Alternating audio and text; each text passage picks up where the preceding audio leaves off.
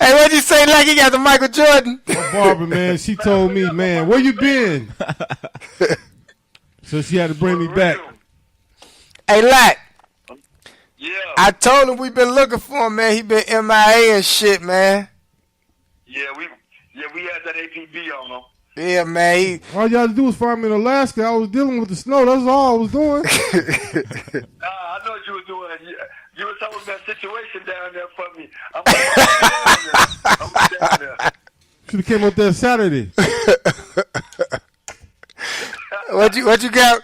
What you been up to this weekend so far, though, Lack? Well, it's been a relaxing weekend, watching these games. We don't have a lot to talk about on Monday. We gotta talk about Purdue and Michigan State. Oh, yeah. I mean, Purdue had 2 back-to-backs. Yeah. I'm listening to this young man talk, and see, I gotta disagree with you in this one. What? And, I love our debates, but I'm gonna put my hip hop hat on. You know what I'm saying? I got adrenaline rush playing in my mind right now, and I gotta go ahead and respond to that. What? Yeah. When we was growing up, and we was playing Pac, we was playing Biggie, our old heads, our parents were telling us that wasn't real music. They didn't want the OJs. It wasn't, you know what I mean? Yeah. Marvin Gaye and all them. And when you look at these young kids today, like, we vets now. We the old heads now. Man, a lot of the stuff that they talk about is like what they live in. What's their reality? And in their reality, you know what I mean, they catch one another in an unusual, unique way that, didn't captivate us when we was growing up, but it captivates their generation and in this moment and in this place we in. So hip-hop, you know what I mean, it's like basketball. It's different layers of basketball. You got a running gun style. You got a half-court offense. You might got the Princeton backdoor style. And it's different variations. You got playground basketball. You got college ball. You know what I mean? You got rec league and everything like that. You got open gym basketball. And it's the same thing like with hip-hop. So, that's why. What he's spitting is reality. It's what he is going through each and every day. It's not like made up. This is Lack. Hey, Lack. That's understandable. That's very much understandable. I understand your whole analogy when it says like when we was growing up. Yeah, I had my mama saying that wasn't real music or whoop the bam, but you want to throw Pac and Biggie in there. Pac was quoting Marvin Gaye and Sam Cooke lyrics in some of his songs. You get what I'm saying? So the influence starts from before. Now it's how you formulate it in your music and to get your messages out there in the mass. You got to understand that some of these cats on the platform to where they can be seen, they can be reached, and they can be touched very easily. So therefore, if you got this artist who's hot with a hot beat and like a continuous cadence that's very catchy over that beat, because that's all it is. It's just good cadences that's coming over a beat. And you got them constantly going over and over and over on that beat, and it's on this large mass. What do you think the masses that's constantly hear this on the radio, constantly hear it on their iPad, constantly hear it on certain music, what you think? They're going to start to fall into it because that's what the mind does. If the mind doesn't search for anything else, it's going to go ahead and it's going to fall in place. And that's what's happening with a lot of music. And I don't think that a lot of music that's coming out there supporting these, take these Xans and these Percocets and all that other shit, man. I don't think that's cool. And I mean, because the kids, because 9 times out of 10, you got this dude Future talking about drink this and pop this and all that, and he don't do it for real. He don't even do it in his real life. So we can't say a lot of these people is doing this stuff in their real life. No, man, let's call it what they call it. They getting paid by these little side motherfuckers to go ahead and promote that shit in order to keep the black generation dumb. That's what it is. That's where my level of respect stop. Now I respect you making it from the hood and making it to a level to where you can provide for yourself and provide for your family and everything else. I respect that. But what you sold your soul for, that is something that I cannot respect in these new artists that's coming up. But I'm not talking about the J. Cole's. I'm not talking about the Kendrick Lamar's. I think y'all know who I'm talking about, and I'm not going to mention their name again because they're horrible artists. Period. Because you know J. Cole, I look at it like this, like J. Cole, like them guys that actually spitting something and they, the way how articulate they craft it and everything like that, when they allow you to use your mind. The reason why J. Cole not selling like Migos and that little retarded boy to be like, yeah. You talking about what's his name? Vert, little Uzi Vert. All that weird stuff they be doing. That's because the mass majority, they're not trying to sit down and read and dissect and understand what J. Cole said. It's a crowd for that. But the majority of these folks, man, where they come from, man, from Chicago to Detroit to down south, man, they own that, man, Pegasus and Peel Pop, man. Look in our city, man, these shorties just messed up the whole United Center for the Summer League program. Because these shorties get to these games and they tweak out, now they start fighting. And everything, and then now you got a rapper. It's the music, man. It's the music. Yeah. It's the music.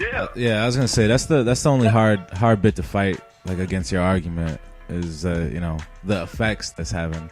Like, the effects of mainstream rap right now aren't great. They've turned this shit into a black fucking rave. Yeah. That's basically what this shit is now. It's a black rave. Yeah, that's hard to fight against. Like, you can understand them to a point on, like, an artist level. Yeah. Like, they're feeling themselves. They're doing their art.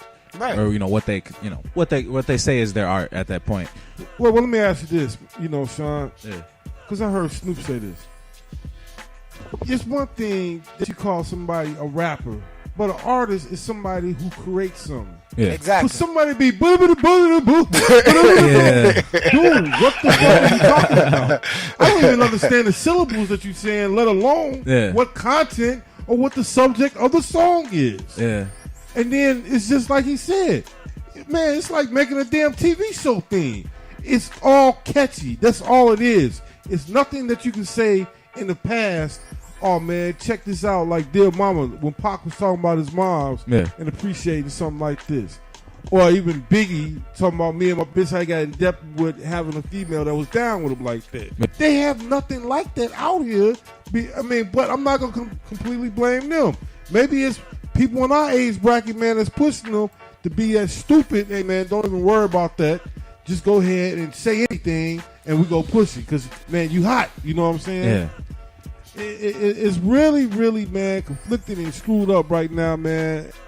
And I'm, like, always trying to figure out where did it come from. Man, I don't really know. I know you being 24. So that means your generation was the late 90s, early 2000s. Exactly.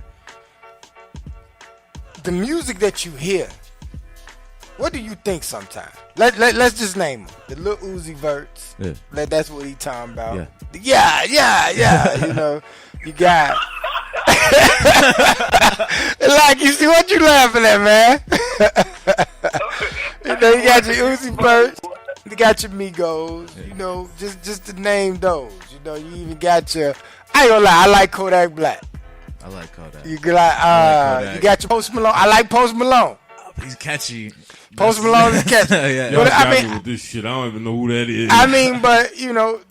But throw it out there. What do you think about that category of group that's out there hot right now? Man, I don't know. You guys broke it. You guys broke it open to like a different string, like how it's affecting people.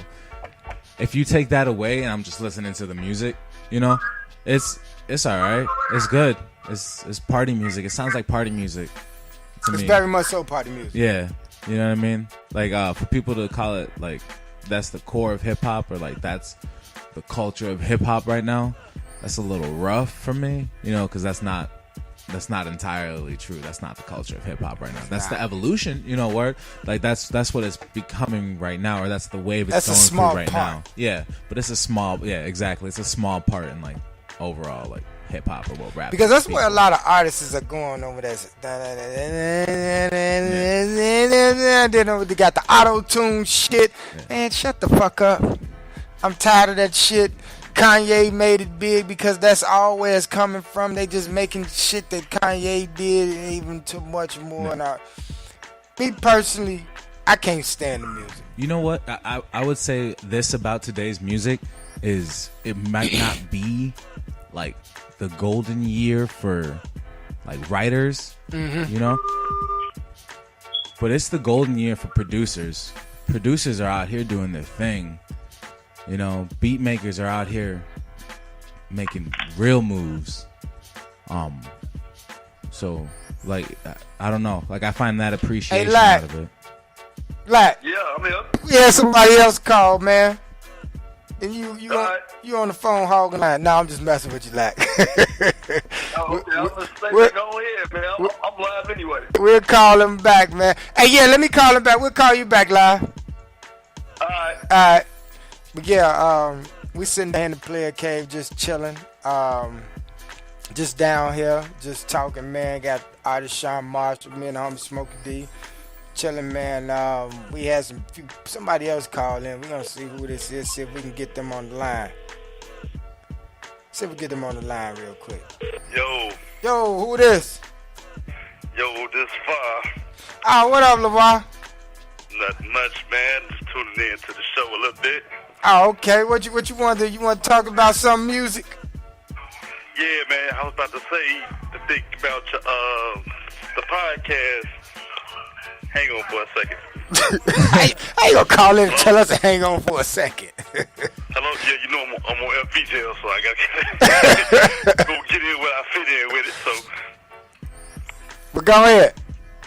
nah, what I was about to say was, you know, a lot of that stuff dealing with the music, whether it was hip hop or anything like that, when you think about it back in the day, everything's been about either